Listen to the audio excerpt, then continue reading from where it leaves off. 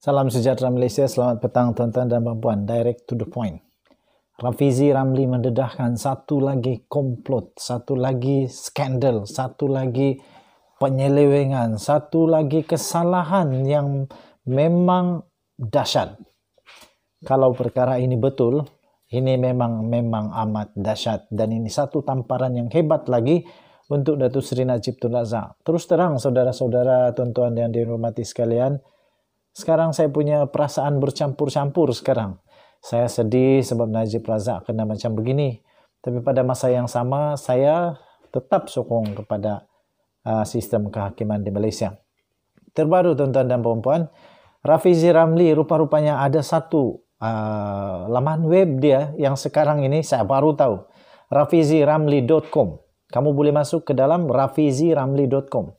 Dan ada satu laporan yang telah ditulis oleh rafiziramli.com di laman webnya, iaitu dia telah mendedahkan bahawa Alizes Marine Limited, satu syarikat yang palsu, pindah wang dari projek LCS. Mari kita kongsi bersama. Hari ini saya ingin mendedahkan bahawa sebuah syarikat pesisir luar pantai, iaitu Offshore Incorporated Company, telah dinamakan di dalam siasatan dalaman sebagai syarikat yang ditubuhkan untuk memindahkan wang dari projek LCS ke akaun-akaun di luar negara. Syarikat yang dinamakan adalah Alizes Marine Limited, sebuah syarikat yang ditubuhkan di Malta. Syarikat ini juga dinamakan di dalam siri pendidikan Panama Paradise Papers yang mendedahkan bagaimana syarikat-syarikat pesisir luar pantai digunakan untuk menyembunyikan wang daripada aktiviti-aktiviti yang melanggar undang-undang di seluruh dunia. Laporan siasatan dalaman ke atas projek LCS membuat simpulan berikut. Setelah menyemak invoice-invoice dari pembekal-pembekal tertentu, pasukan penyiasat menemui sejumlah bayaran palsu berjumlah 23.37 juta ringgit Malaysia. Invoice dihantar kepada subkon projek LCS untuk perkhidmatan teknikal yang sebenarnya tidak wujud. Apabila pembekal-pembekal ini dijejaki, syarikat sebenarnya tidak wujud kerana maklumat alamat yang diberikan adalah palsu. Malah semakan menunjukkan bayaran dibuat ke akaun-akaun lain. Modus operandi yang digunakan mirip kepada kaedah yang digunakan untuk mencuri wang 1MDB. Syarikat-syarikat palsu ditubuhkan di seluruh dunia yang namanya menyamai sebuah syarikat yang benar-benar wujud. Invoice dihantar dari satu syarikat, sebaliknya arahan bayaran adalah supaya invoice dibayar ke satu akaun yang didaftarkan di bawah syarikat yang namanya hampir sama tetapi syarikat yang berlainan. Siasatan dalaman menamakan Alizes Marine Limited sebagai salah sebuah syarikat yang banyak menerima bayaran bagi pihak sebegini. Alizes Marine Limited dilantik oleh subkon projek sebagai pembekal alat-alat gantian spare parts untuk projek ini atas cadangan di CNS.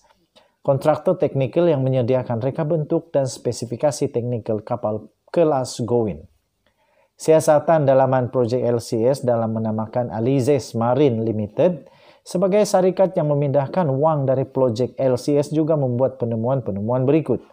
Alizes Marine Limited dicadangkan untuk menjadi pembekal atas alasan ia sebuah syarikat pembekalan pertahanan dari Perancis menggunakan Alizes Marine France. Pengurusan projek LCS dimaklumkan bahawa Alizes Marine France mempunyai lesen ekspor sedunia, Global Export License, yang memberi kelebihan kepadanya untuk membekalkan alat-alat ganti pertahanan. Pengurusan projek LCS melantik Alizes Marine atas pertimbangan ia mempunyai lesen ekspor sedunia. Maklumat itu sebenarnya palsu kerana Alizes Marine Limited tidak mempunyai sebarang lesen. Sebaliknya hanya sebuah syarikat pesisir luar pantai tanpa operasi. Walaupun projek LCS menerima invoice yang nampak seperti datang dari Alizes Marine France, bayaran-bayaran sebenarnya dibuat akaun di Singapura yang dimiliki sebuah syarikat lain yang menggunakan nama Alizes Marine Limited hampir sama tetapi berlainan. Kesimpulan siasatan dalaman secara terang-terang menamakan penglibatan di CNS dalam skim penyelewengan dana ini. Dalam bahasa Inggris bunyinya begini, maafkan saya kalau tidak betul bahasa Inggris saya. DCNS used Alizes Marine as a front to benefit from the supply of spare parts on the arrangement made and carved in Malaysia. Dalam bahasa Malaysia, DCNS menggunakan Alizes Marine sebagai syarikat palsu untuk mendapatkan manfaat dari pembekalan alat gantian berdasarkan muslihat yang dibuat di Malaysia. Penyiasat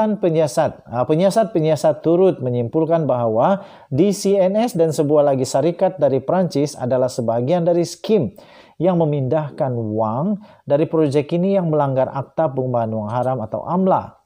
Perkara ini disahkan apabila penyiasat membandingkan jumlah yang dibayar oleh projek LCS untuk membeli alat-alat gantian kepada Alizes Marine Limited berbanding jumlah perolehan yang dilaporkan di dalam penyata keuangan Alizes Marine France bagi tempoh 2011 hingga 2015. Sepanjang tempoh itu, subkontraktor projek LCS membayar sebanyak euro 43.69 juta bersamaan sekitar 210 juta ringgit Malaysia kepada Alizes Marine France berdasarkan invoice yang dihantar tetapi dibayar ke akaun-akaun lain di bawah Alizes Marine Limited bagi pembelian alat-alat ganti. Sebaliknya, jumlah perolehan yang dilaporkan di dalam penyata keuangan Alizes Marine France yang dilaporkan kepada pihak berkuasa Perancis hanya sekitar 3.53 euro juta.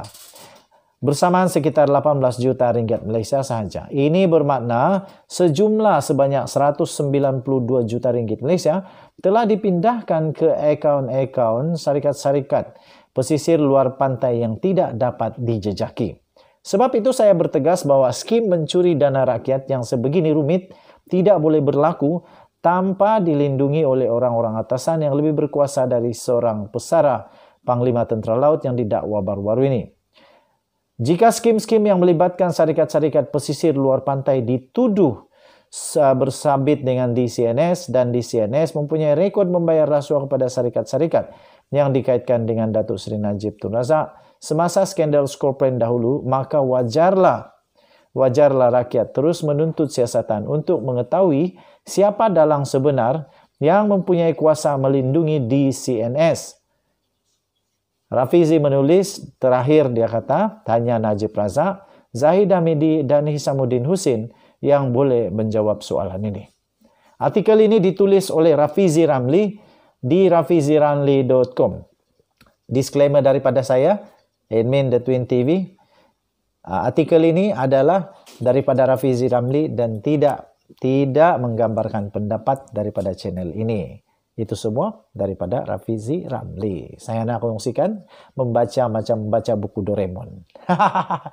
Denyut nadi suara rakyat bergema di channel ini. Kita jumpa lagi. Bye-bye.